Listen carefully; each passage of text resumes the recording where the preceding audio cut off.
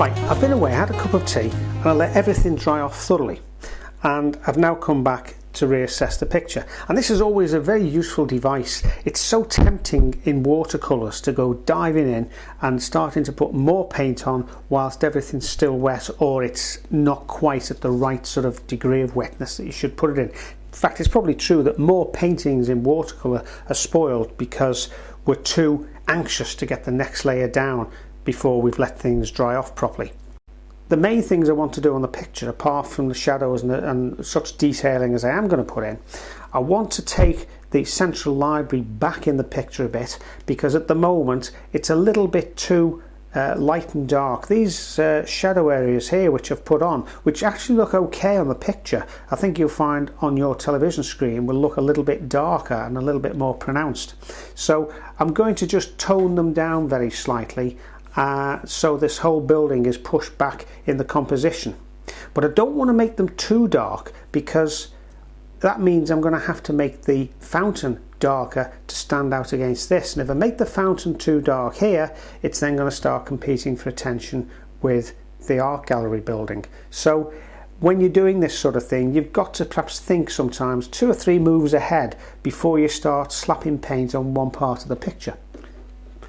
And to do that, I'm just taking a very weak mix of burnt umber and just going over the building, not in one big wash, but I'm still picking up the pillars and what have you, so that some of the lights shine through, although perhaps not quite as prominently as they were doing previously.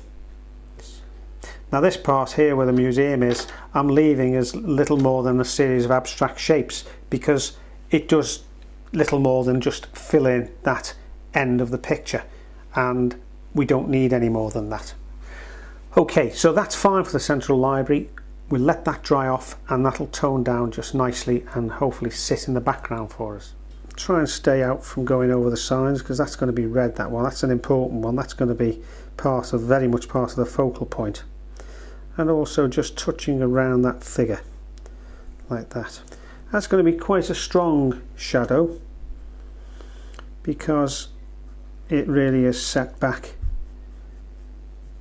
almost inside the building.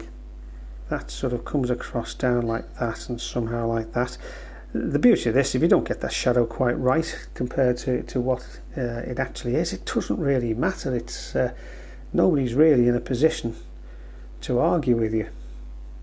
I'll just paint in these lighter areas. These are actually doorways, but we'll go over these. I'll just take, careful not to paint over that figure, I'll just take the lightness of the colour, and then we'll go over them with some darker colour in a minute or two.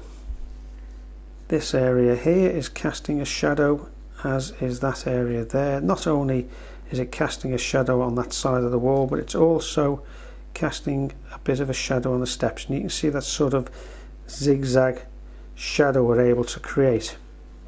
And then what I'm going to do as well, once this is dried, I'm just going to put the merest hint, you can see like that, of a few flutes. It's fairly crude stuff. There's only 2 or 3 that are, in reality these flutes are very much finer and narrower, but that doesn't matter, it gives the impression.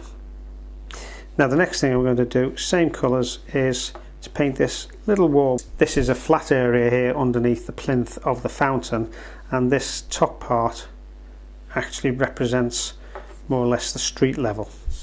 These windows here will help, and by not filling them in completely like that, it makes it look like there's something going on, but it will help to draw the eye in towards the focal point without actually taking over from it. You can see already how, being the darkest dark, the eye will be drawn immediately towards that. Now I'm just modelling that around the bottom of the pillar there and around the head of that figure there. That'll just be painted in a moment. Now that's nice. You see the way that's dried with a much lighter tone already. It's almost as if there's lights coming in here and it's almost bouncing up here, whereas this one is much darker. So I'm very happy with that. And then in the same way, this part here, the overlapping lip, it's almost like a kiddie's bathing pool, except instead of being made of plastic, it's actually made of I don't know what it is, some sort of stone, marble or something like that. Right, now I'm happy with that. I'll leave that like that. There's nobody going to be able to say, well, that shadow doesn't go like that, it goes in a different way, because who's to say what shape these little statues and bowls actually end up as. But it leads our eye across through to here. Now you can see that's a nice way to get some modelling in of the paving stones. They're actually a little bit more complex than that, but it doesn't matter. It all adds to the perspective situation that we're trying to create. Right, another cup of tea. I've come back and everything's dried off, and I'm pleased the way things are going at the moment. You can see now the value of those darker darks here with the darkest dark, which takes your eye to this area here, which will be the focal point. I'm pleased that the fountain has given this sort of grey black effect, but not so dark that it's starting to fight with this area here. The shadow here, wet in wet, has blended nicely with the bottom of the plinth, which is in the dark anyway, so I'm quite happy to leave that. And what I'll do is just put a little hint of pale blue that reflects the colour in the sky, just to show that this is actually water in the bottom here. Right, now I've put that permanent rose in, and I've also blotted a little bit of it out like that, and it just gives a little bit of variety, a little bit as if the light is catching the bottom part of the sign, if it's swinging in a slight breeze perhaps. I'm just trying to get that effect. There we are. Now you can see it's the effect as if somebody is going up the steps. Just a little bit of the hair there, and that's fine. That's all it's wanted. Right, now there we go. We've got that pale blue there. Just a hint of the white gouache before that dries off on the top of the gentleman's back there.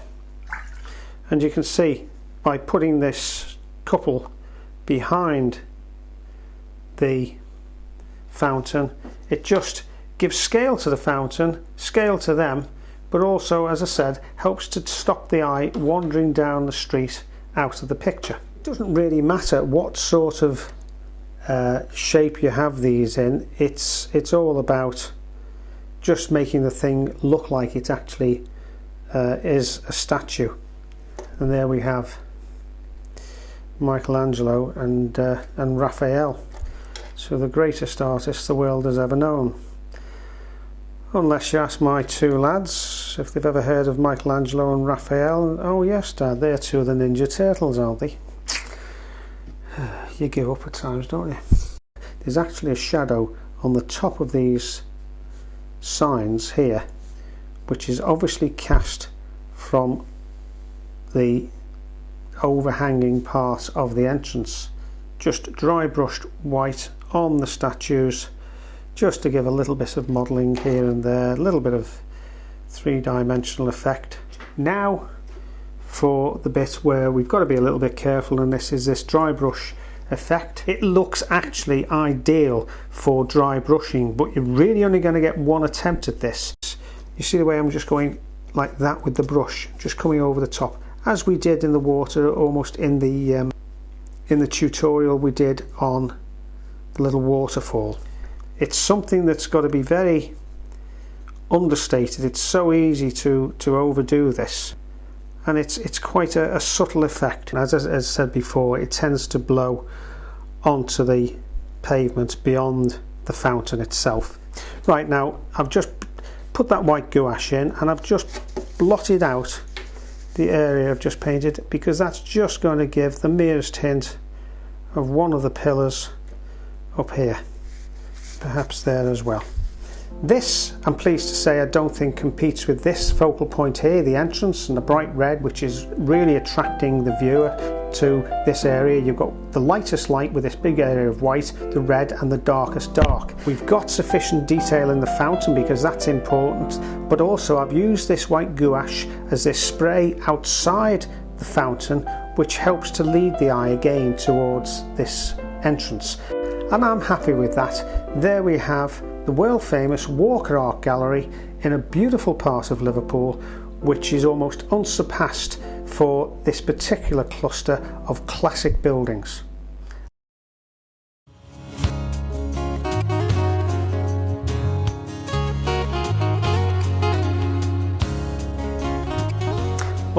are buildings and structures in all their glory. I hope you've found a lot of useful tips about how to paint buildings, and not only the buildings themselves, but the materials they're created from. But you can see, I think, the variety of effects you can get with buildings placed in a landscape environment. Here we've got them surrounded by water. Here this one's surrounded by grass and trees. Here this is surrounded by other buildings and pavements. It doesn't really matter. Here this doorway is surrounded by old stones and rusty metal. All of them in their own way very attractive little pictures. So what's next? Well, we've got figures and animals and artifacts. Now, figures and animals is self-explanatory. Artifacts is all those other little bits and pieces that don't conveniently fit within any of the sections. They're not buildings, they're not rocks, they're not water, they're not skies. I'm thinking of things like vehicles, cars and tractors and bicycles, wheelbarrows, telephone boxes, all those little items that you don't actually notice in a picture until they're not there. And yet, introduced thoughtfully, they can actually become a focal point in their own right. So you know what's coming next. As soon as you're ready, you press the start button, I'll be ready and waiting, and we'll have a look at figures and animals and artifacts and how we can create with them even more great watercolour landscapes. When you're ready, I'll see you then. Cheers.